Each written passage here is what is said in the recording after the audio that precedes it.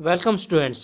देखिए आज हम क्लास 10th का इम्पोर्टेंट लेसन है एसिड बेस एंड साल्ट, उसके बारे में पढ़ेंगे। चलिए स्टार्ट करते हैं।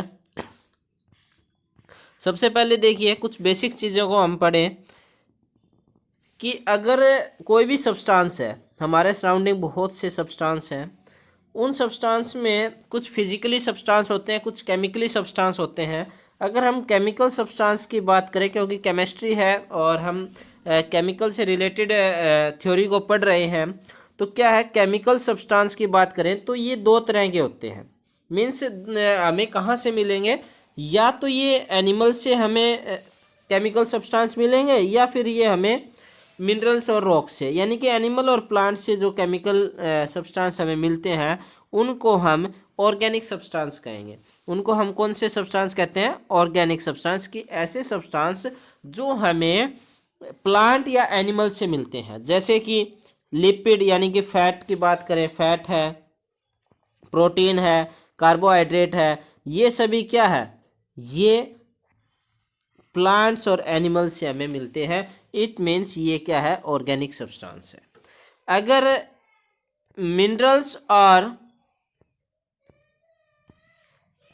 रॉक्स की बात करें, वहाँ से जो सब्सटेंस मिलते हैं उनको हम इनऑर्गेनिक सब्सटेंस कहते हैं, यानी कि ऐसे सब्सटेंस जो हमें प्लांट्स और एनिमल से न मिलते हुए रॉक और मिनरल से जो मिलते हैं उनको हम कौन से सब्सटेंस कहते हैं? Inorganic substance. जैसे कि सॉल्ट, डायमंड, सिल्वर, कोई भी मेटल है, ये सभी क्या है? इनऑर्गेनिक सब्सटेंस है। आई थिंक यहाँ तक क्लियर हो गया होगा कि ऑर्गेनिक सब्सटेंस जो हमें प्लांट और एनिमल से मिलते हैं और इनऑर्गेनिक सब्सटेंस जो हमें मिनरल्स और रॉक से जो हमें सब्सटेंस मिलते हैं वो इनऑर्गेनिक सब्सटेंस है। अब यही जो केमिकल सब्सटेंस है ये फर्दर डिवाइड हो जाते हैं 3 टाइप्स में। कौन कौन से? Acid, base and salt. Acid, base, salt में ये आगे डिवाइड हो जाते हैं। अब हमें कैसे पता चलेगा कि कोई एसिड है, बेस है या साल्ट है? तो क्या किया जाएगा कि हम, ऐसा तो है नहीं कि हम उनको क्या करके टेस्ट करके हम पता लगा लें, क्योंकि ये एक डेंजरस हो सकता है, ये हमारी बॉडी के लिए हार्मफुल हो सकता है। इट मीन्स हम उसको टेस्ट करके तो पता नहीं लगा सकते। तो इसीलिए क्या किया जाए कि ये पता लगाने के लिए कि वो एसिड है, बेस है, साल्ट है, तो हमें कुछ इंडिकेटर्स यूज़ करते हैं। हम क्या करते हैं? कुछ इंडिकेटर्स यूज़ करते हैं। उन इंडिकेटर्स के बारे में हम यहाँ पढ़ेंगे। वो इंडिकेटर्स जिससे हमें पता चल जाए कि वो एसिड है, बेस है या वो साल्ट है। अब इंडिकेटर क्या होता है थोड़ा सा हम देखें। जैसे हमें पता तो उसका यूज़ का तो पता चल ही गया, क्या यूज़ है कि हमें ये पता करना है कि कोई एसिड है, बेस है या फिर वो साल्ट है। बट इसका यूज़ कैसे होता है? तो हम जब भी इंडिकेटर को यूज़ करेंगे तो उस इंडिकेटर का कुछ एक पहले कलर होगा।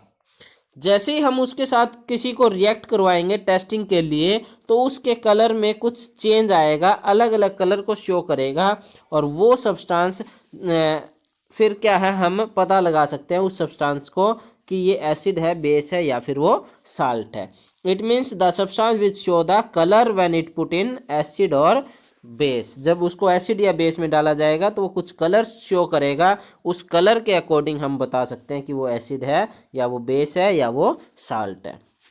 अब जनरली जो हम इंडिकेटर्स यूज़ करते हैं वो 3 टाइप्स के इंडिकेटर्स हमने देखे भी होंगे और आपने यूज़ भी किया होगा। पहला है लिटमस पेपर, बहुत ही कॉमन है।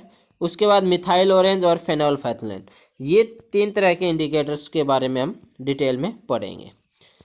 अब देखिए लिटमस पेपर एक नेचुरल इंडिकेटर है। ये क्या है? एक नेचुरल इंडिकेटर है। नेचुरल इंडिकेटर का मतलब ये हमें नेचर में मिलता है। नेचर का मीन्स प्लांट से मिलता है। कौन सा है? लिच प्लांट से। ये प्लांट से मिलता है और ये 2 तरह का होता है। ब्लू और रेड कलर में ये अवेलेबल होता है।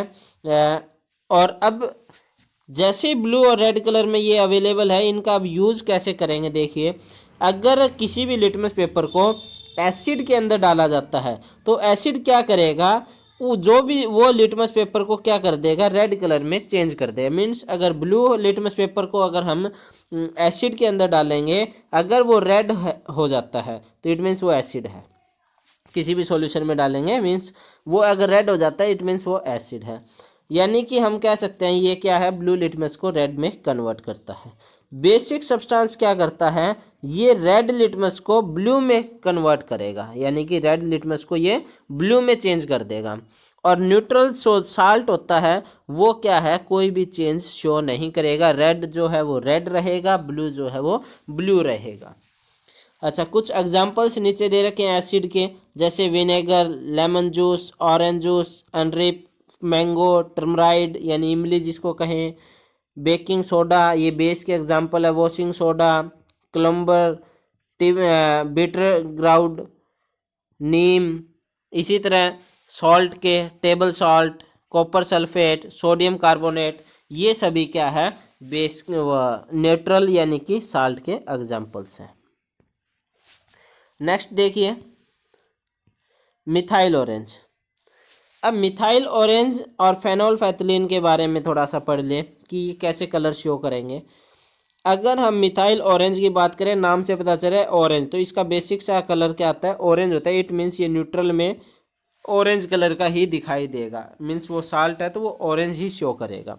अगर एसिड है तो वो ये कैसा कलर शो करेगा, रेड कलर का शो करेगा, ये रेड कलर शो करेगा।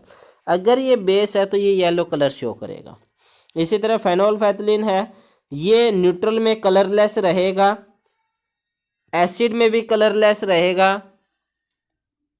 और ये बेस में कैसा कलर शो करेगा, ये पिंक कलर शो करेगा। तो ये आपको ध्यान रखना है, बेस में ये पिंक कलर शो करेगा, एसिड और न्यूट्रल में ये क्या करेगा, ये कलरलेस रहेगा। नेक्स्ट है कुछ और भी इंडिकेटर्स हैं, जैसे कि टर्मरिक यानी कि हल्दी।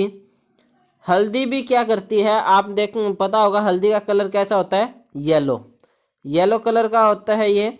अब जैसे ही ये ज़्यादातर आप एक डेली लाइफ का एग्जांपल दें तो देखिए, जब सब्जी आपके कपड़ों पे लग जाती है तो क्या होता है, उसमें हल्दी होती है, वो वहाँ पे एक येलो कलर का एक पोर्शन बन जाता है, या फिर हम कहें येलो कलर का एक दाग हो जाता है उस पर। जैसे ही हम उसको धोने की कोशिश करते हैं साबुन से, वो कैसा हो जाता है, वो रेडिश ब्राउन कलर का हो जाता है। रेडिश ब्राउन कलर का इट मीन्स वो क्या हो जाता है, क्या कैसे चेंज हुआ ये, क्योंकि साबुन लगाया हमने, साबुन क्या करता है, उसको रेडिश ब्राउन कर देता है। इट मीन्स यहाँ पे क्या रखा है कि बेस जो है वो क्या करता है, उसको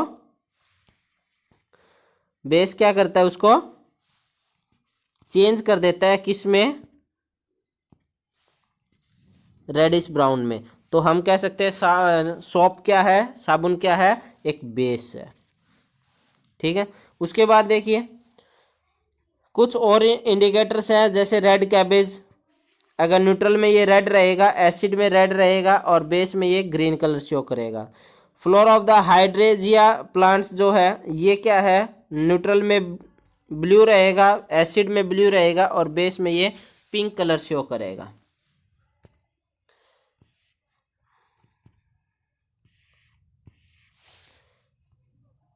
और देखिए आगे, अब और इंडिकेटर्स के बारे में पढ़ें।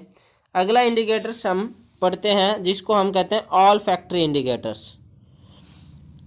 ऑल फैक्ट्री इंडिकेटर्स कौन से हैं, olfactory is related to smell. ये किससे रिलेटेड है, स्मेल से, यानी कि सूंघने से किसी इंडिकेटर्स का एज रिलेटेड है। मतलब कि हम सूंघ कर पता लगाएंगे कि एसिड है या फिर वो बेस है, उसको हम ऑल फैक्ट्री इंडिकेटर्स कहेंगे। जैसे कि ऑनियन, ऑनियन की स्मेल होती है एक अलग से, हम पता लगा सकते हैं कि ये ऑनियन की स्मेल है। तो अगर हम ऑनियन की स्मेल किसी भी कपड़े पे या कहीं पे भी लगी हुई है, अगर हम उसको उसके ऊपर कोई सॉल्यूशन लगाते हैं, कोई भी सॉल्यूशन, अगर उस ऑनियन की स्मेल ख़त्म हो जाए, मीन्स हम पहचान ही ना सकें कि भाई इस पर कभी ऑनियन लगा ही था, या उसकी स्मेल ख़त्म हो जाए, स्मेल आए ना, इट मीन्स क्या है, वो बेस सॉल्यूशन होगा। अगर उसकी स्मेल पे कोई इफेक्ट नहीं होता, इट मीन्स वो क्या होगा, एसिड सॉल्यूशन होगा। हमें यहाँ से पता चल गया कि ऑल्फैक्टरी इंडिकेटर ओनियन क्या कहता है कि अगर उसकी स्मेल नॉट डिटेक्टेड हो जाए, यानी कि हम उसको वो ख़त्म हो जाए, तो इट मीन्स वो बेस है। अगर उस पर कोई इफेक्ट नहीं हो रहा है, इट मीन्स वो एसिड है।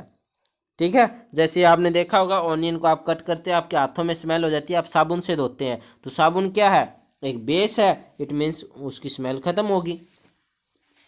उसके बाद वनीला, वनीला भी एक ऐसा ही इंडिकेटर है, सेम इसी तरह काम करता है। अगर उसकी स्मेल को डिटेक्ट नहीं किया जा रहा है या वो ख़त्म हो गई है, तो इट मीन्स वो बेसिक सॉल्यूशन है। अगर उसकी स्मेल पे कोई इफेक्ट नहीं आ रहा है, इट मीन्स वो एसिडिक सॉल्यूशन है। इसी तरह अगला इंडिकेटर क्लोव ऑयल यानी कि लौंग, लौंग भी इसी तरह काम करता है। अगर लौंग के जो स्मेल है वो अगर डिटेक्ट नहीं हो रही है, इट मीन्स वो ख़त्म हो गई है, तो वो क्या है, बेसिक सॉल्यूशन है। अगर उस पर कोई इफेक्ट नहीं आ रहा है, इट मीन्स वो एसिडिक सॉल्यूशन है।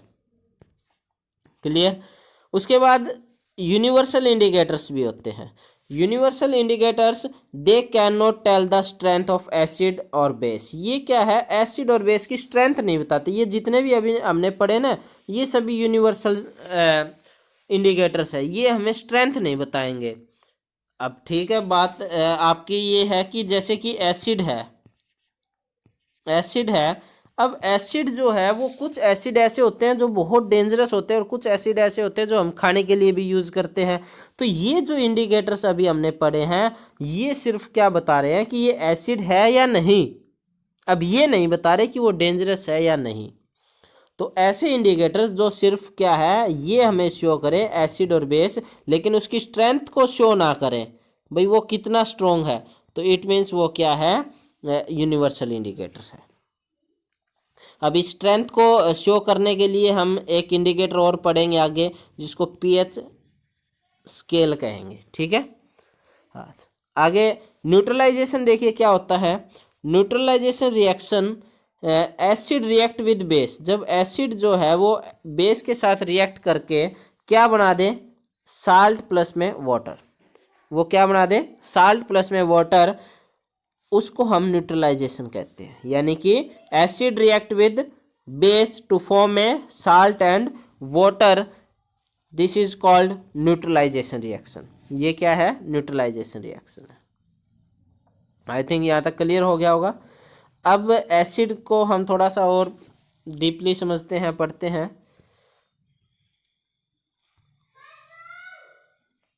देखिए एसिड, एसिड का टेस्ट कैसा होगा, शो टेस्ट होगा। शो टेस्ट मीन्स खट्टा होगा, ज़्यादातर एसिड जो है वो खट्टे होते हैं। जैसे कि आपने देखा होगा नींबू है, लेमन, ऑरेंज, मैंगो, एप्पल, ये सभी क्या है, शो टेस्ट के होते हैं, और इन सभी में एसिड होता है।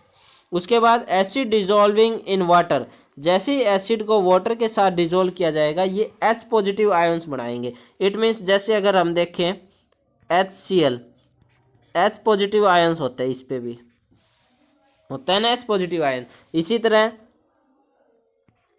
HNO3, इस पे भी क्या होता है, H पॉजिटिव आयंस होते हैं। यानी कि एसिड जो होगा, जैसे उसको वाटर के साथ डिजोल्व किया जाएगा, वो H पॉजिटिव आयंस को बनाएगा या उसको शो करेगा। उसके बाद अभी हमने लिटमस पेपर का पढ़ा कि लिटमस पेपर क्या करता है, ब्लू लिटमस को रेड में चेंज करता है। कब, जब एसिड होगा, एसिड क्या कर देगा, ब्लू लिटमस को रेड लिटमस में कन्वर्ट कर देगा, चेंज कर देगा। मिथाइल ऑरेंज क्या शो करेगा, रेड कलर। मिथाइल ऑरेंज में जब भी एसिड सॉल्यूशन को डाला जाएगा, वो कैसा कलर शो करेगा, रेड कलर। ये क्रोजिव नेचर का होता है। क्रोजिव नेचर का मीन्स ये धीरे धीरे क्या करता है, किसी भी सब्सटेंस को कमज़ोर कर देता है। इसलिए एसिड जो है वो ग्लास कंटेनर में या फिर प्लास्टिक कंटेनर में ही स्टोर किया जाता है, उसको मेटल में स्टोर नहीं किया जाता, मेटल कंटेनर में, बिकॉज वो क्रोजिव होता है। उसमें क्रोजन हम पिछले लेसन में पढ़ चुके हैं, प्रीवियस लेसन जो था। उसके बाद है एसिड रिएक्ट विद मेटल, जैसे ही एसिड मेटल के साथ रिएक्ट करता है, ये भी हम पहले पढ़ चुके हैं। एसिड मेटल के साथ रिएक्ट करके क्या बना देता है, सॉल्ट प्लस में हाइड्रोजन गैस, सॉल्ट प्लस में हाइड्रोजन गैस बनाता है। एक एग्जांपल जैसे देख लीजिए, जिंक जो है जिंक HCl के साथ रिएक्ट कर कर क्या बना रहा है, जिंक क्या एक मेटल है, जिंक HCl के साथ HCl क्या है, एसिड है, रिएक्ट करके क्या बना रहा है, जिंक क्लोराइड यानी कि सॉल्ट प्लस में हाइड्रोजन गैस। ठीक है, यहाँ तक क्लियर है।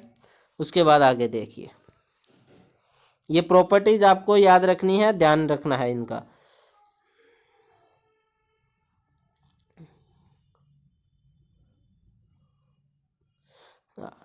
नेक्स्ट प्रॉपर्टी है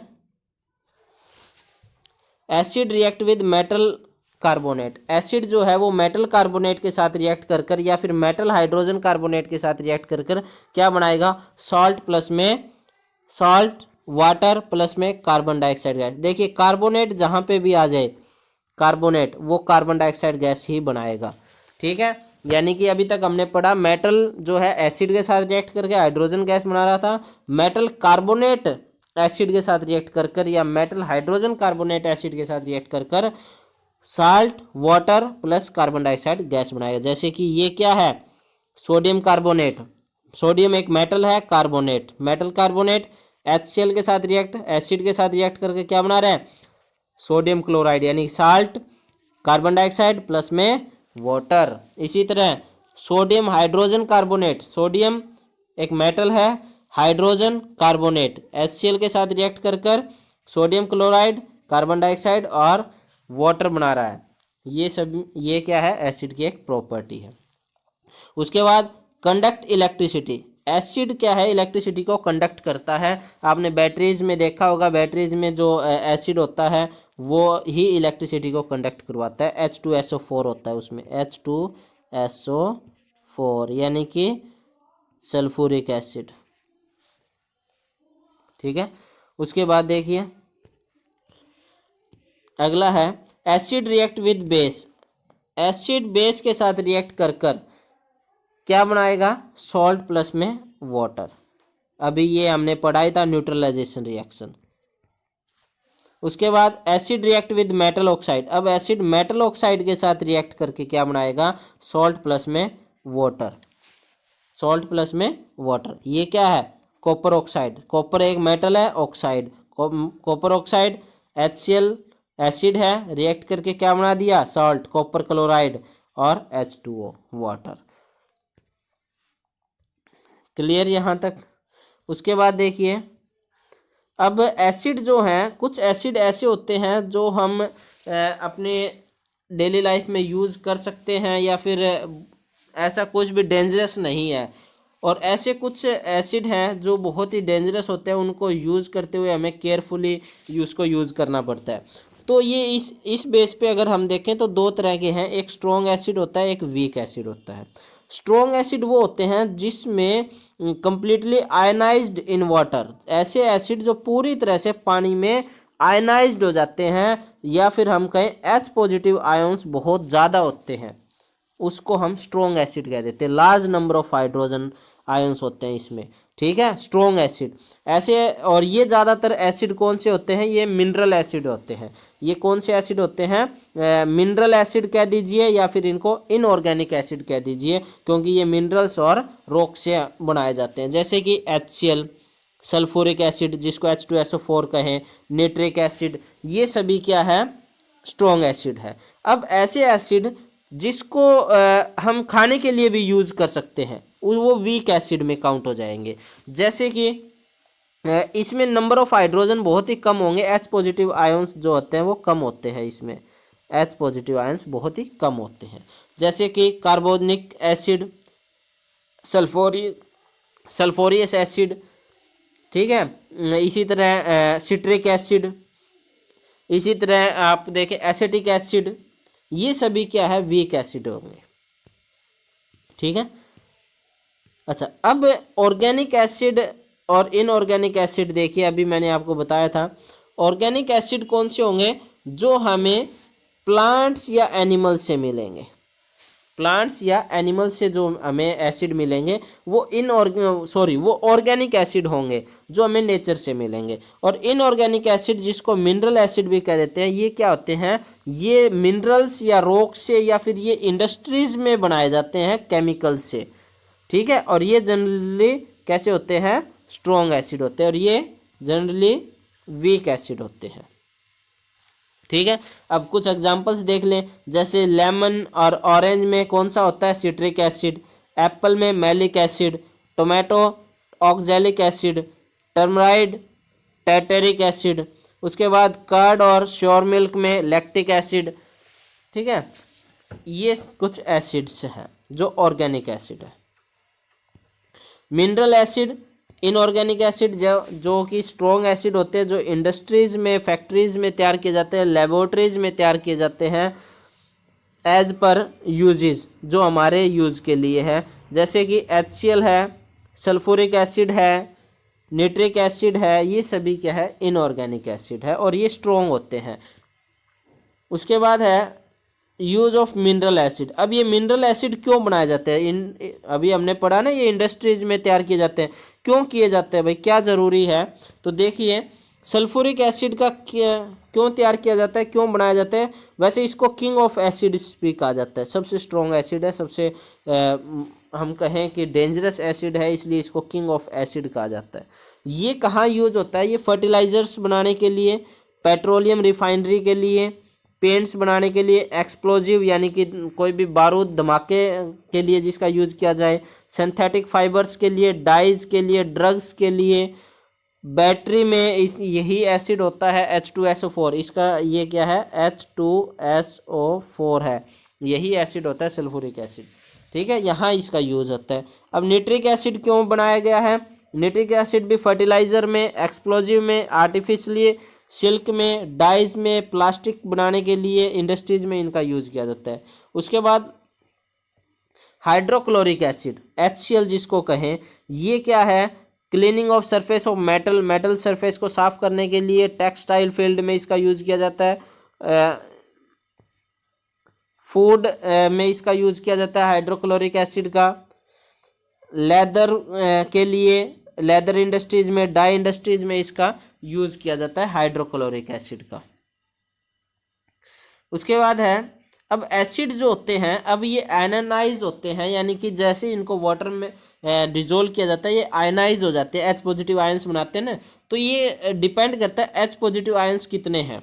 तो जो कंसनट्रेटेड एसिड होते हैं उसमें बहुत ही कम अमाउंट का वाटर मिला हुआ होता है, बहुत ही कम अमाउंट का, मिनिमम पॉसिबल अमाउंट वाटर होता है, यानी कि कम से कम वाटर जिसमें अवेलेबल होगा या प्रेजेंट होगा वो एसिड कंसनट्रेटेड एसिड होगा, और इसलिए ये एसिड बहुत ही ज़्यादा डेंजरस हो जाता है। जैसे इसमें वाटर को डिजोल्व किया जाता है, वाटर इसमें ऐड किया जाता है, ये बहुत ज़्यादा एक्सोथर्मिक रिएक्शन कर लेगा और जिसकी वजह से बहुत ज़्यादा हीट प्रोड्यूस होएगी।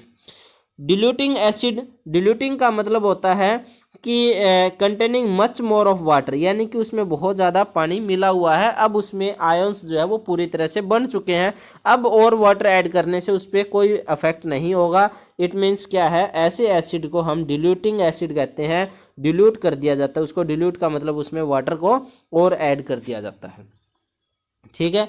अच्छा, अब एक यहाँ नोट है, the process of mixing of concentrated acid with water is highly exothermic और हीट प्रोड्यूसिंग।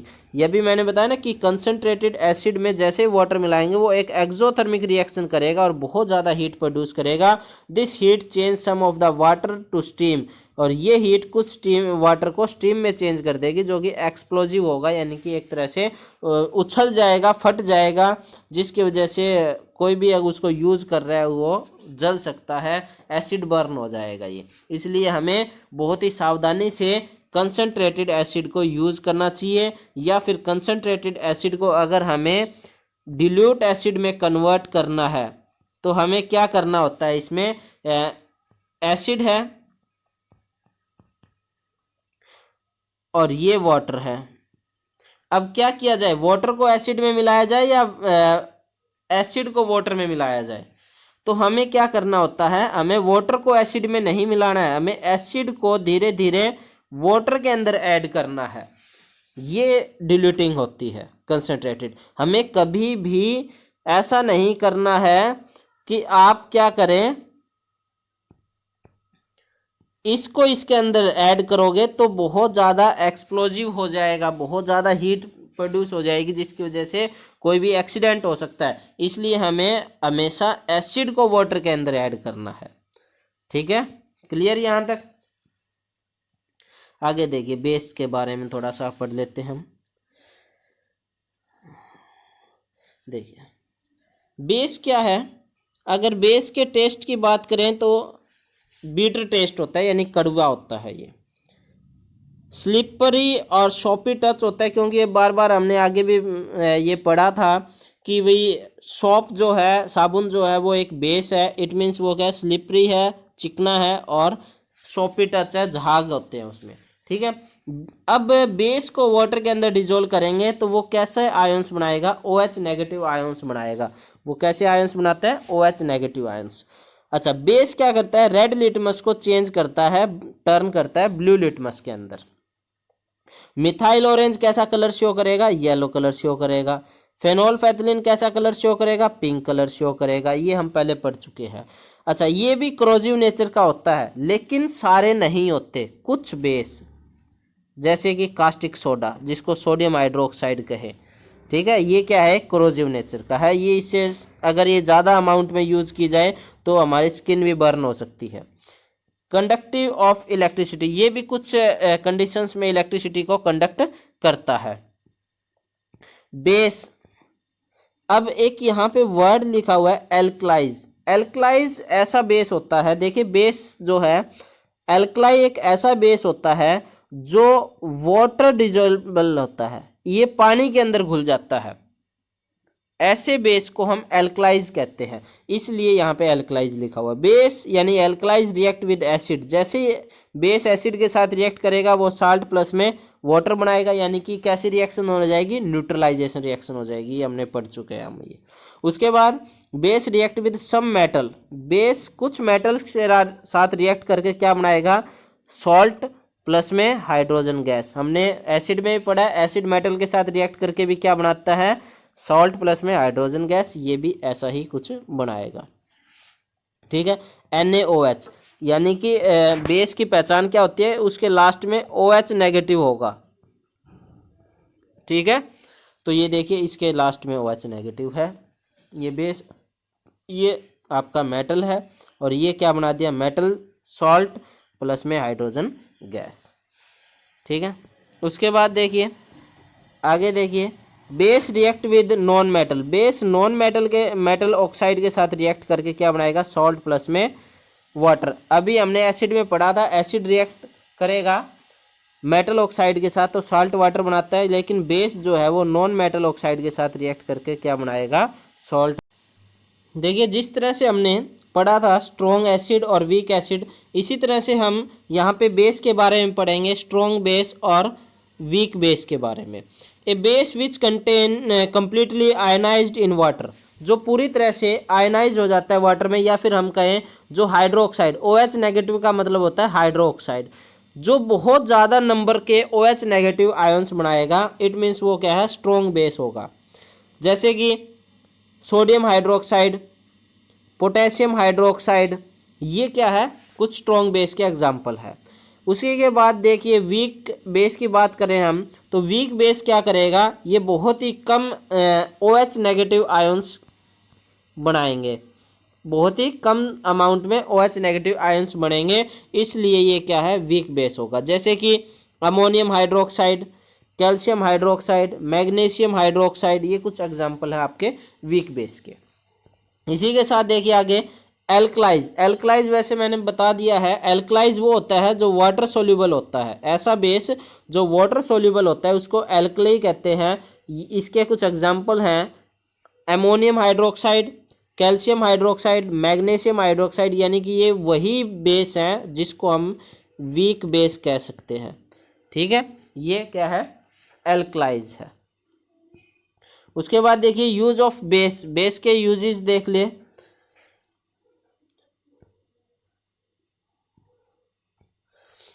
सबसे पहला है सोडियम हाइड्रोक्साइड। अभी हमने पढ़ा था ना, sodium hydroxide is used in manufacturing of soap, साबुन, पेपर एंड सिंथेटिक फाइबर्स, यानी रायोन्स बनाने के लिए इसका यूज किया जाता है। किसका? सोडियम हाइड्रोक्साइड का, NaOH। कैल्शियम हाइड्रोक्साइड जो कि स्लेक्ट लाइम के नाम से भी जाना जाता है, ये कहाँ यूज होता है? ब्लीचिंग पाउडर बनाने के लिए। ब्लीचिंग पाउडर के बारे में आगे हम पढ़ेंगे। नेक्स्ट, मैग्नीशियम हाइड्रोक्साइड, ये एंटी एसिड के लिए यूज किया जाता है। एंटी एसिड क्या होता है? देखिए, एंटी एसिड ऐसे बेस होते हैं जो क्या है, एसिड के इफेक्ट को कम कर देते हैं। जैसे फॉर एग्जांपल किसी की एसिडिटी हो गई है तो उसको क्या किया जाता है? एंटी एसिड दिया जाता है।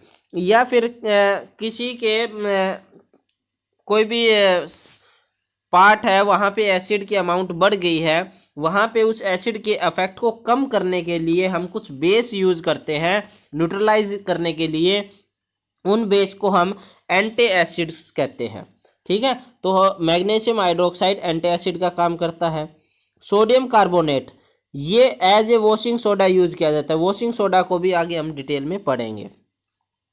सोडियम हाइड्रोजन कार्बोनेट, ये बेकिंग सोडा के लिए यूज किया जाता है। कुकिंग के लिए, जो कि कुकिंग में यूज होता है। फायर एक्सटिंग्विश के लिए, आग बुझाने के यंत्रों में इसका यूज किया जाता है। इसको भी आगे हम डिटेल में पढ़ेंगे, बेकिंग सोडा को भी।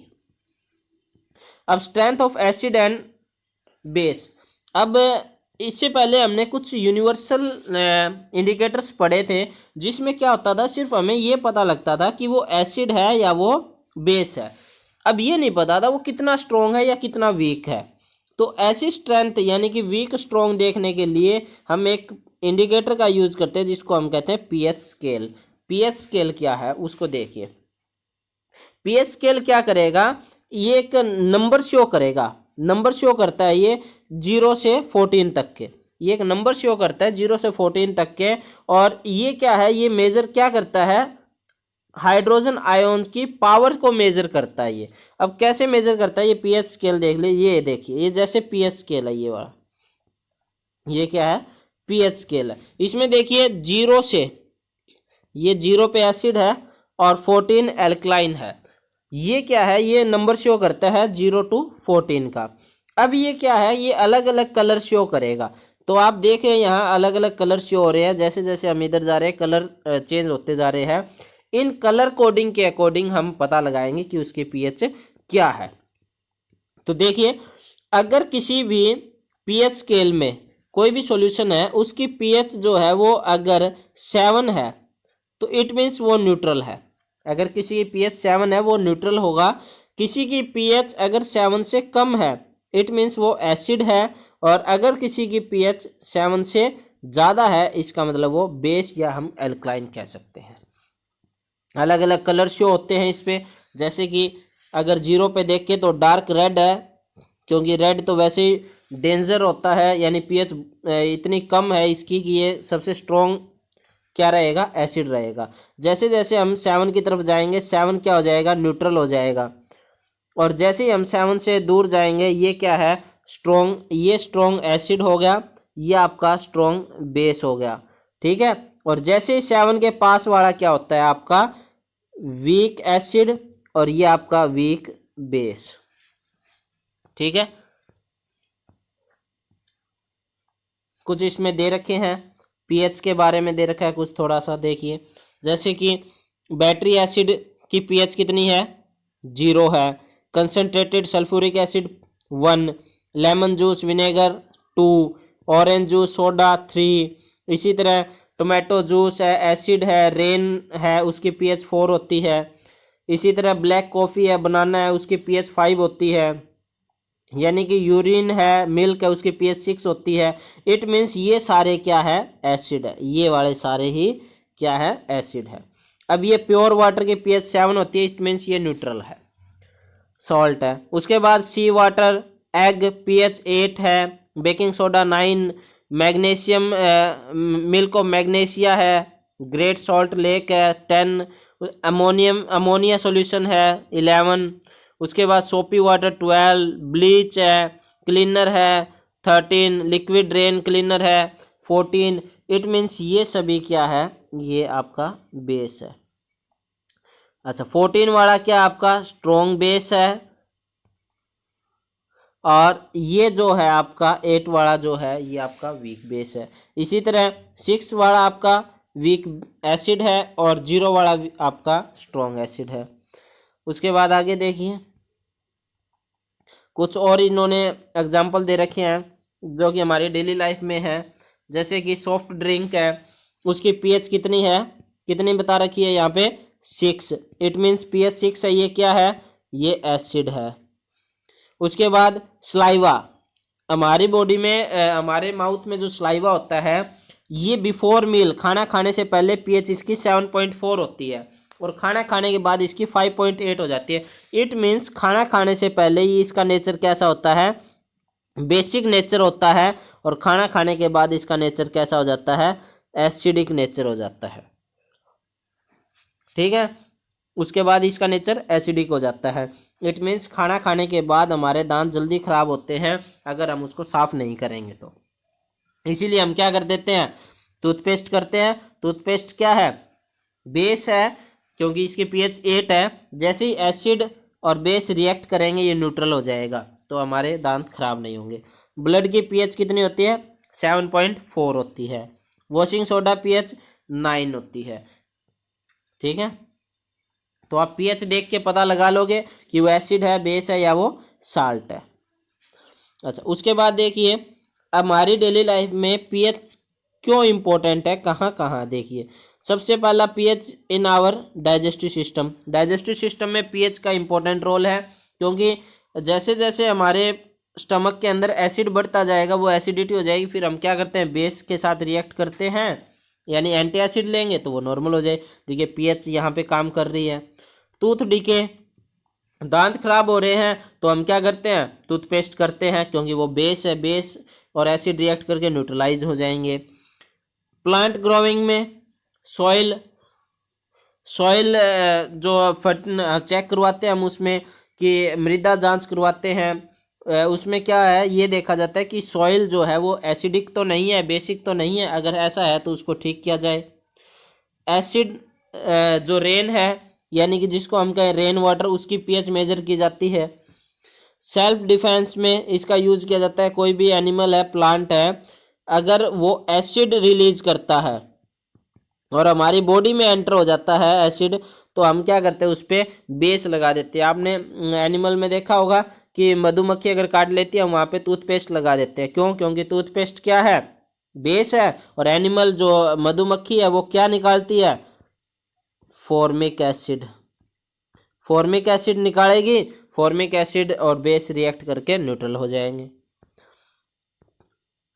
उसके बाद आगे देखिए सॉल्ट, सॉल्ट के बारे में पढ़ें। ए salt consist of 2 parts. Salt का अगर हम देखें तो वो 2 चीज़ों से बना हुआ है। किन चीज़ों से, अभी हमने पढ़ा न्यूट्रलाइजेशन में कि सॉल्ट बनता कब है, जब एसिड और बेस रिएक्ट करते हैं। तो सॉल्ट क्या है, 2 पार्ट्स है। 1 पार्ट तो क्या है उसका, एसिड है, और सेकंड पार्ट क्या है उसका, बेस है, यानी कि एसिड और बेस से ही ये मिला के बना है। तो हम सॉल्ट क्या है, the first part of the name of salt is derived from the name of base and second part of the name comes from the name of acid। इस दोनों से मिलकर क्या बन गया, सॉल्ट बन गया। अब सॉल्ट बनता कैसे है देखिए। पहला तो कारण हमें पता ही है, न्यूट्रलाइजेशन से सॉल्ट बन सकता है। एसिड बेस रिएक्ट कर कर सॉल्ट प्लस में वाटर बना देते हैं। दूसरा सॉल्ट कब बन रहा है, जब मेटल और एसिड रिएक्ट करेंगे तो क्या बना देते हैं, सॉल्ट प्लस में हाइड्रोजन गैस, तो सॉल्ट बनता है। थर्ड कब बनेगा, जब मेटल कार्बोनेट रिएक्ट करेंगे एसिड के साथ, या मेटल बाइकार्बोनेट रिएक्ट करेंगे एसिड के साथ, तो क्या बना देते हैं, सॉल्ट प्लस में कार्बन डाइऑक्साइड गैस प्लस में वाटर। इसी तरह जब मेटल एल्कलाइन के साथ रिएक्ट करेगा, यानी मेटल बेस के साथ रिएक्ट करेगा, तो भी क्या बना देता है, सॉल्ट बनता है। तो सॉल्ट इस तरह से बनते हैं हमारी। आगे देखिए फैमिली ऑफ सॉल्ट। अब सॉल्ट की फैमिली के बारे में जाने, तो सॉल्ट की फैमिली देखिए, the salt of hydrochloric acid, जो हाइड्रोक्लोरिक एसिड से जो सॉल्ट बनता है उसको क्लोराइड कहते हैं, उस फैमिली को क्लोराइड फैमिली कहेंगे, जैसे कि सोडियम क्लोराइड। सल्फ्यूरिक एसिड से जो बनेगा उसको सल्फेट कहेंगे, जैसे सोडियम सल्फेट। कार्बोनिक एसिड से जो साल्ट बनेगा उसको कार्बोनेट कहेंगे, जैसे सोडियम कार्बोनेट।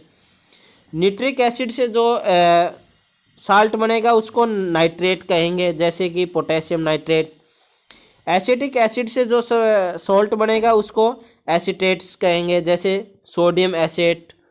ये सभी क्या है, फैमिली ऑफ सॉल्ट है, ये सारी फैमिली हैं इसकी, ये सभी इसकी क्या है, फैमिली है। Chloride, sulphate, carbonate, nitrate, acetate, ये सभी इसकी फैमिली है। और इसका पीएच कितनी होती है सॉल्ट की, पीएच 7 होती है, न्यूट्रल जो होती है। प्रॉपर्टीज ऑफ कॉमन सॉल्ट, अब कॉमन सॉल्ट की कुछ प्रॉपर्टीज हैं, कुछ गुण हैं उसके, उसको देख लें। कलर और स्टेट की बात करें तो कलर क्या होता है सॉल्ट का, कलरलेस होता है, कोई कलर नहीं होता है। और क्रिस्टलाइन होता है, क्रिस्टलाइन का मतलब है कि दानेदार होता है, ये छोटे छोटे इसके दाने होते हैं, क्रिस्टल्स होते हैं। सोलिबिलिटी की बात करें तो ये रूम टेम्परेचर में अगर नॉर्मल रूम टेम्परेचर है उसमें ये 100 ग्राम वाटर में ये 35.8 ग्राम डिजोल्व हो सकता है। अगर इसको बॉईल करेंगे तो और ज़्यादा डिजोल्व हो जाएगा, लेकिन ये रूम टेम्परेचर की बात है। एक्शन ऑफ हीट, अब जैसे इसको हीट किया जाएगा at low temperature it exist A hydrate, ये क्या हो जाएगा, हाइड्रेट हो जाएगा। इसमें से क्या हो जाएगा, पानी निकलना, ये नमी पकड़ जाएगा, नमी गिला हो जाएगा ये, ठीक है। ऑन हीटिंग, और इसको हीट करेंगे ये क्या हो जाएगा, इसमें क्रैकर साउंड आनी शुरू हो जाएगी, यानी इसके अंदर जो नमी होगी ना वो डिहाइड्रेट हो जाएगी, वो तो उड़ जाएगी। उसके बाद जो बचेगा वो क्या हो जाएगा, वो क्रैकिंग साउंड आनी स्टार्ट हो जाएगी, जैसे कि कोई चीज पटाखे की आवाज़ आती है, ऐसी आवाज़ आनी शुरू हो जाएगी, जैसे उसको नमक को गर्म करेंगे। हाइग्रोस्कोपिक, हाइग्रोस्कोपिक नेचर कैसा है कि it takes up moisture from the air and become wet, ये क्या है, हवा में अगर हम इसको खुला छोड़ देंगे तो क्या हो जाएगा, ये गीला हो जाएगा, नमी पकड़ लेगा, ये मॉइस्चर हो जाएगा, ठीक है। क्यों होता है ऐसा, क्योंकि इसके अंदर क्या होता है, मैग्नीशियम और कैल्शियम क्लोराइड होता है, इसके कारण ये कॉमन सॉल्ट क्या होता है, ये नमी हो जाती है इसके अंदर, जिसके कारण ये गीला हो जाता है, मैग्नीशियम और कैल्शियम क्लोराइड के कारण कोई, ठीक है। आगे है use of common salt, common salt का यूज कहाँ कहाँ होगा, सबसे पहले आपको पता ही है कुकिंग में इसका यूज किया जाता है। उसके बाद preservative, pickles and curing meat and fish, meat और फिश को बचाने के लिए, अचार को बचाने के लिए इसका यूज किया जाता है प्रिजर्वेटिव के रूप में। उसके बाद it is use for making a large number of chemicals, बहुत से केमिकल्स बनाने के लिए इसका यूज किया जाता है, जैसे कि सोडियम हाइड्रोक्साइड, जैसे कास्टिक सोडा बनाने के लिए, सोडियम कार्बोनेट बनाने के लिए जिसको हम वॉशिंग सोडा कहें। उसके बाद it is use in manufacturing of soap साबुन बनाने के लिए इसका यूज़ किया जाता है। It is use to make freezing mixer, freezing mixer यानी कि आइसक्रीम वगैरह पे आपने देखा होगा, ताकि वो जल्दी से मेल्ट ना हो, वहाँ पे भी इसका यूज किया जाता है। आइसक्रीम के ऊपर लेयर होती है ना, वो उसमें बहुत ज़्यादा नमक होता है, वो इसी के कारण, ताकि वो मेल्ट ना हो, फ्रीजिंग मिक्सर के लिए। It is an essential for our diet, हमारी डाइट में बहुत ज़रूरी है, क्यों, क्योंकि इसमें इसके अंदर क्या होता है, आयोडीन होता है, जो क्या है हमारी बॉडी के लिए ज़रूरी है। उसके बाद है कास्टिक सोडा, कास्टिक सोडा का अगर हम साइंटिफिक नेम की बात करें तो वो होता है सोडियम हाइड्रोक्साइड, जिसका फॉर्मूला होता है NaOH, सोडियम हाइड्रोक्साइड। अब ये बनता कैसे है, जैसे इसको कॉमन साल्ट को वाटर के साथ रिएक्ट करवाया जाएगा, कॉमन साल्ट को वाटर के साथ रिएक्ट करवाया जाएगा तो ये क्या बना देगा, caustic soda and sodium hydroxide, plus में क्लोरीन गैस, प्लस में हाइड्रोजन गैस। अब इसका यूज़ कहाँ होता है कास्टिक सोडा का, सॉप एंड डिटर्जेंट में इसका यूज़ होता है, पेपर इंडस्ट्रीज़ में यूज़ होता है, आर्टिफिशियली फाइबर्स जैसे रायोन वगैरह बनाने के लिए इसका यूज़ होता है। पेट्रोलियम रिफाइनरी में भी इसका यूज़ होता है। नेक्स्ट है हाइड्रोजन। हाइड्रोजन का कहाँ कहाँ यूज़ होता है? HCl बनाने के लिए। क्यों? क्योंकि इसमें H लगा हुआ है, H पॉजिटिव आयोन्स हैं, तो ये हाइड्रोजन यहाँ यूज़ होगा। अमोनिया बनाने के लिए फर्टिलाइज़र में इसका यूज़ होता है। लिक्विड हाइड्रोजन यूज़ किया जाता है रॉकेट फ्यूल के लिए। उसके बाद हाइड्रोजिनेशन ऑफ ऑयल, यानी कि वेजिटेबल घी और ऑयल बनाने के लिए इसका यूज़ किया जाता है। जो हम कहें कि वनस्पति घी बनाने के लिए इसका यूज़ किया जाता है हाइड्रोजन का। उसके बाद है क्लोरीन। क्लोरीन कहाँ यूज़ किया जाता है? ब्लीचिंग पाउडर में इसका यूज़ किया जाता है। ब्लीचिंग पाउडर को आगे डिटेल में पढ़ेंगे। उसके बाद HCl हाइड्रोक्लोरिक, क्योंकि क्लोरिक Cl इसमें है तो क्लोरीन इसमें यूज़ हुआ है। उसके बाद प्लास्टिक बनाने के लिए इसका यूज़ किया जाता है। PVC पाइप्स होती हैं उसके लिए। पेस्टिसाइड्स के लिए CFC क्लोरोफ्लोरोकार्बन है, वहाँ पे क्लोरोफॉर्म बनाने के लिए, पेंट के लिए इनका यूज़ किया जाता है। किसका? क्लोरीन का। डिसइंफेक्टेंट के लिए इसका यूज़ किया जाता है। जैसे कि आपने देखा होगा कि वाटर में, पानी में जो जर्म्स होते हैं उसको मारने के लिए क्लोरीन की गोलियां उसमें डाली जाती है। आप कई बार देखा भी होगा कि वाटर सप्लाई जो आपकी आती है उसमें कुछ स्मेल आती है कई बार, वो क्या है? वो क्लोरीन ही उसमें डाला होता है ताकि वो डिसइंफेक्टेंट के रूप में काम करे, यानी कि उसमें जो जर्म्स है उनको मार दिया जाए। HCl का कहाँ यूज होता है? अभी HCl का हमने पढ़ा भी था। HCl क्यों बनाया गया था? कि मेटल को क्लीन करने के लिए, क्लीनिंग स्टील के लिए। टेक्सटाइल इंडस्ट्रीज में इसका यूज होता है।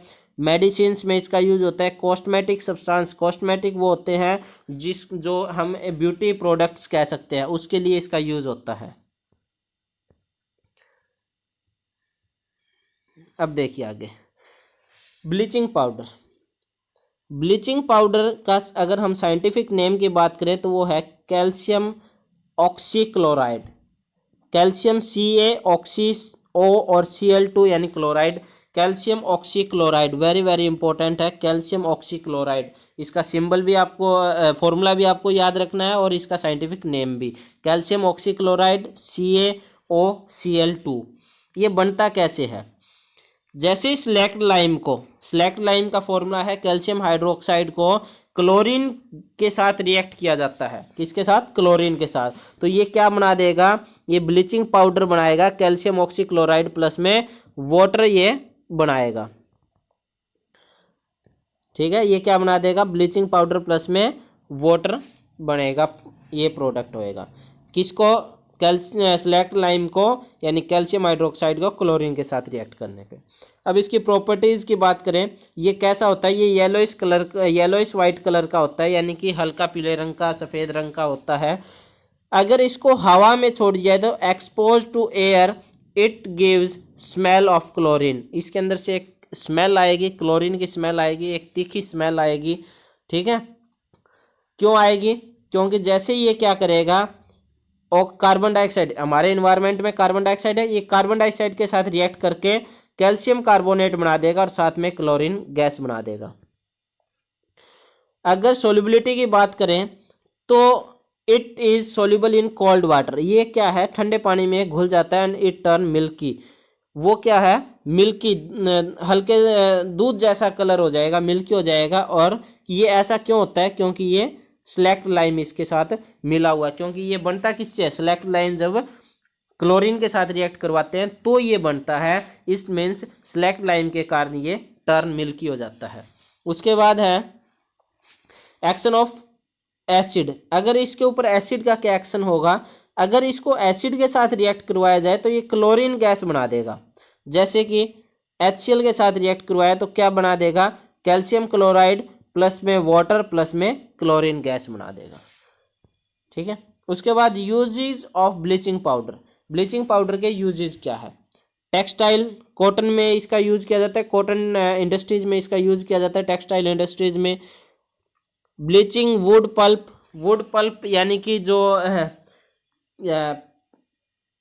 पेपर इंडस्ट्रीज है उसको एक तरह से फिनिशिंग देने के लिए उसको साफ करने के लिए इसका यूज़ किया जाता है।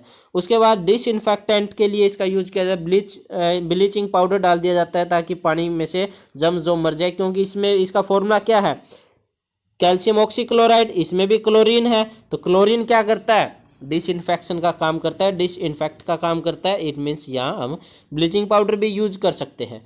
लॉन्ड्री में इसका यूज किया जाता है, वॉशिंग क्लॉथ के लिए, और क्लोरोफॉर्म बनाने के लिए भी इसका यूज किया जाता है। क्लोरोफॉर्म का फॉर्मूला होता है CHCl3। ठीक है। उसके बाद है बेकिंग सोडा। बेकिंग सोडा का साइंटिफिक नेम की बात करें तो साइंटिफिक नेम है सोडियम हाइड्रोजन कार्बोनेट। इसका साइंटिफिक नेम क्या है, सोडियम हाइड्रोजन कार्बोनेट। तो सोडियम का Na, हाइड्रोजन का H, कार्बोनेट CO3, तो NaHCO3 इसका फॉर्मूला हो गया।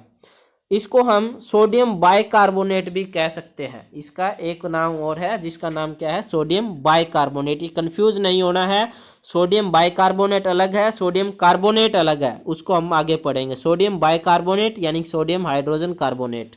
ठीक है। ये बनता कैसे है, जैसे इसके साथ सोडियम क्लोराइड को NaCl को वाटर के साथ, कार्बन डाइऑक्साइड के साथ और अमोनिया के साथ रिएक्ट करवाया जाता है तो ये क्या बना देता है, अमोनियम क्लोराइड बनाता है। अमोनियम क्लोराइड प्लस में सोडियम हाइड्रोजन कार्बोनेट यानी कि सोडियम बाइकार्बोनेट बनाएगा, और यह सोडियम बाइकार्बोनेट का हम यूज़ करेंगे। ठीक है, फिर से रिपीट, सोडियम का क्लोराइड, वाटर और कार्बन डाइऑक्साइड और अमोनिया जब रिएक्ट करेंगे तो ये अमोनियम क्लोराइड प्लस में सोडियम हाइड्रोजन कार्बोनेट बनाता है। ठीक है। अब इसकी प्रॉपर्टीज देखें तो देखिए, अगर कलर की बात करें तो ये क्या है, एक वाइट क्रिस्टलाइज सॉलिड है, यानी कि वाइट कलर का है और क्रिस्टलाइज है, यानी कि बिल्कुल दानेदार है। ये एक्शन ऑफ ये क्या है, वाटर एयर में स्टेबल रहेगा, कोई चेंज नहीं आएगा, हवा का कोई इफेक्ट नहीं होगा इस पर। वाटर सोल्यूबल है, क्यों, क्योंकि ये एल्कलाइन है। एल्कलाइन क्या होता है, ऐसा बेस जो वाटर सोल्यूबल हो, तो ये आसानी से पानी में घुल जाएगा। उसके बाद अगर हीट की बात करें तो अगर हम इसको हीट करेंगे तो ये कन्वर्ट हो जाएगा किस कब में, सोडियम कार्बोनेट, वाटर और कार्बन डाइऑक्साइड। और ये सोडियम कार्बोनेट, अभी मैंने कहा था ना एक सोडियम बाइकार्बोनेट है, ये क्या है, सोडियम कार्बोनेट है, जिसको हम वॉशिंग सोडा भी कहते हैं। वॉशिंग सोडा, इसको हम आगे पढ़ेंगे, वॉशिंग सोडा। अच्छा, अगर एसिड की बात करें, एसिड के साथ क्या इफेक्ट होगा, तो ये जैसे एसिड के साथ रिएक्ट करेगा ये सोडियम क्लोराइड, वाटर और कार्बन डाइऑक्साइड बना देगा। ठीक है, आगे देखिए इसके यूजेज। इसके यूजेज क्या है, ये एंटी एसिड की जगह काम करेगा। एंटी एसिड क्या होता है कि जो एसिड के इफेक्ट को कम कर दे, तो एंटी एसिड की जगह इसका काम होता है। उसके बाद ब्रेड्स, केक के लिए इसका यूज किया जाता है, यानी कि हम कह सकते हैं ये क्या है, बेकरी में यूज होता है, बेकरीज में इसका यूज किया जाता है। फायर एक्सटिंग्विशन में इसका यूज होता है, आग बुझाने के लिए इसका यूज किया जाता है। उसके बाद है वॉशिंग सोडा। वॉशिंग सोडा का अगर साइंटिफिक नेम की बात करें तो सोडियम कार्बोनेट है, और इसका फॉर्मूला होता है Na2CO3.10H2O, यानी कि सोडियम कार्बोनेट डेकाहाइड्रेट, यानी कि Na2CO3.10H2O, कई जगह सिर्फ Na2CO3 भी लिखा मिलेगा आपको। ये बनता कैसे है, अभी इससे प्रीवियस हमने बेकिंग सोडा में पढ़ा था उसका हीटिंग इफेक्ट, कि उसको जब हीट किया जाता है, हीट करने के बाद वो कन्वर्ट हो जाता है सोडियम कार्बोनेट, वाटर और कार्बन डाइऑक्साइड में।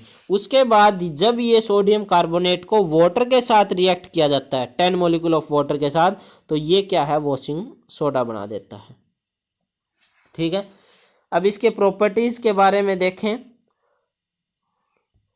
तो अगर कलर की बात करें तो ये ट्रांसपेरेंट क्रिस्टल कलर का होता है, क्रिस्टलाइज होता है यानी ट्रांसपेरेंट होता है। और एक्शन ऑफ एयर की बात करें तो अगर इसको ओपन एयर में छोड़ दिया जाए तो ये क्या है, 9 मॉलिक्यूल ऑफ वाटर को लॉस कर देगा, यानी कि सिर्फ इसके पास कितने हैं, 10 है, 10 में से 9 को ये लॉस कर देगा। ठीक है, इसके पास सिर्फ 1 मॉलिक्यूल ऑफ वाटर ही बचेगा। अगर सोल्यूबिलिटी की बात करें तो ये क्या है, वाटर सोल्यूबल है और एल्कलाइन नेचर का बेस है ये, ठीक है। उसके बाद अगर इसको हीट किया जाए तो क्या होगा, ये मॉलिक्यूल्स को इसमें, क्योंकि वाटर मॉलिक्यूल्स है वो इवेपोरेट हो जाएंगे, उसको लॉस कर देगा। अगर एसिड के साथ एक्शन की बात करें तो क्या होगा, जैसे ये एसिड के साथ रिएक्ट करेगा ये कार्बन डाइऑक्साइड गैस निकालेगा। अब यूजेस देखिए इसके, यूजेस क्या है, ये क्लीनिंग एजेंट की जगह काम कर सकता है, जैसे कि कपड़े धोने के लिए, बर्तन साफ करने के लिए, किसी भी चीज़ के क्लीनिंग एजेंट है ये, साफ सफाई के लिए। Removing permanent hardness of water, यानी कि जो परमानेंट हार्डनेस ऑफ वाटर है उसको रिमूव कर देता है। कई जगह आपने देखा होगा कोई ऐसा वाटर है जिसमें साबुन काम नहीं करता है या वो लेथरी नहीं होता, वो झाग नहीं बनाता, तो क्या है हम वहाँ पे डिटर्जेंट का यूज़ करते हैं, तो वो यही सोडियम कार्बोनेट के कारण है, वो ठीक होता है, वहाँ पे झाग बनता है। सोडियम कार्बोनेट का ही वहाँ पे यूज़ किया जाता है परमानेंट हार्डनेस को रिमूव करने के लिए। मैन्युफैक्चरिंग ऑफ ग्लास, सॉप और पेपर, इन तीनों इंडस्ट्रीज में भी इसी का यूज किया जाता है। ग्लास, सोप, पेपर इंडस्ट्रीज में इसका यूज किया जाता है। उसके बाद है plaster of Paris. Plaster of Paris, POP जिसको कहें, इसका साइंटिफिक नेम है कैल्शियम सल्फेट हेमीहाइड्रेट।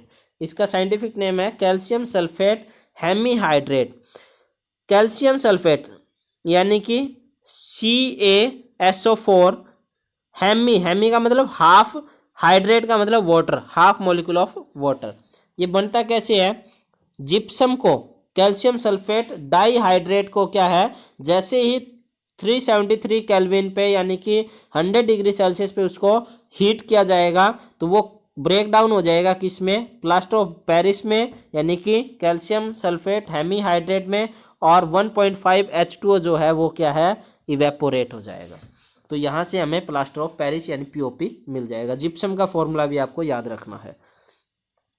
अब इसकी प्रॉपर्टीज क्या है, अगर कलर की बात करें तो ये वाइट कलर का पाउडर होता है और ये जो है बहुत ही जल्दी हार्ड हो जाता है। अगर जैसे ये वाटर के साथ रिएक्ट करेगा ये बहुत ही जल्दी हार्ड हो जाएगा, जम जाएगा, ठीक है। अगर इसके यूजेस की बात करें तो ये कहाँ कहाँ यूज़ होता है, making toys, statue, cosmetic substance बनाने के लिए इसका यूज़ किया जाता है, चौक बनाने के लिए, फायर प्रूफ मटेरियल बनाने के लिए, यानी कि ऐसी कंटेनर बनाने के लिए जो आग से भी उस पर कोई इफेक्ट ना हो, सरफेस को स्मूथ करने के लिए, फ्रैक्चर बोन्स को राइट पोजीशन पे सेट करने के लिए इसका यूज़ होता है। ये आपका chapter complete. Okay, thank you.